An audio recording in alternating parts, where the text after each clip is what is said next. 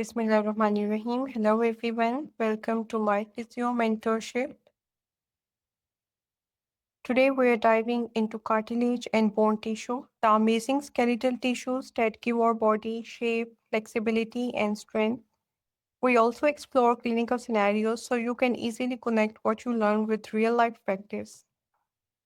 Cartilage is a specialized skeletal tissue that maintains shape and form while being highly resilient and flexible, almost like a bouncy rubbery structure.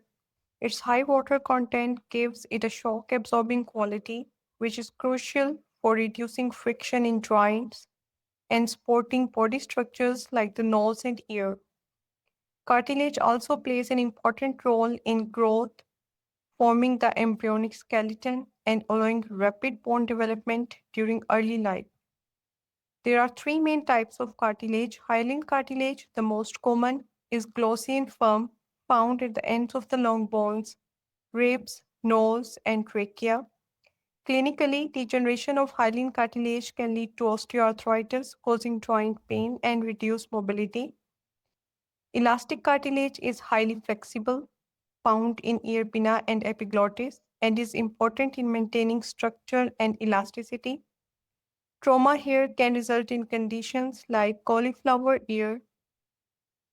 Lastly, fibrocartilage is tough and collagen rich, present in intervertebral disc and menisci of the knee. Damage to fibrocartilage, such as herniated disc, can compress nearby nerves and cause pain or numbness. In this diagram, you can see the different types of cartilages. The cartilages that are present in the intervertebral disc, the costal cartilage, articular cartilage, the menisci.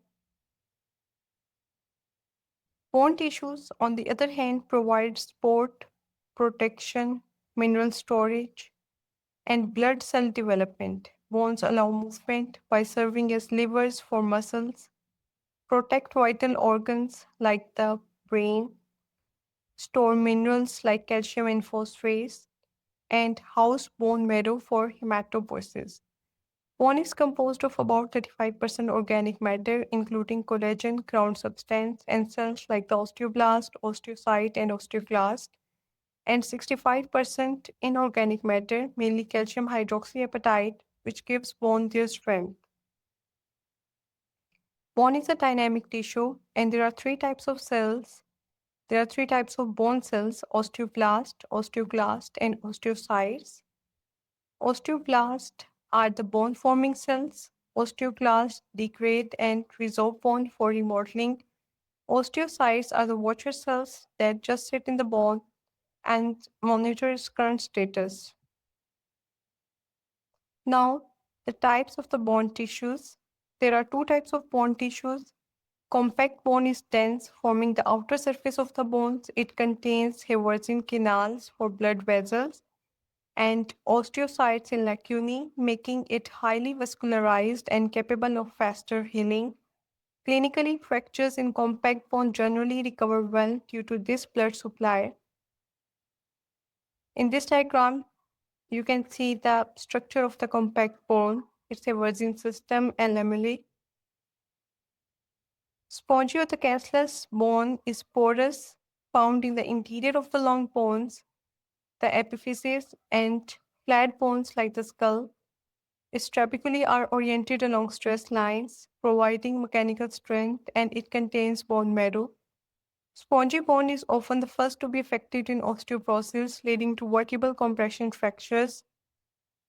Bone formations occur through processes like intramembranous ossification, where osteoblasts lay down bone around blood vessels in connective tissue of the dermis, beginning around 8 weeks of development. This process forms flat bones such as skull and clavicle. In summary, cartilage and bone tissues are vital for maintaining our body shape, movement, and protection.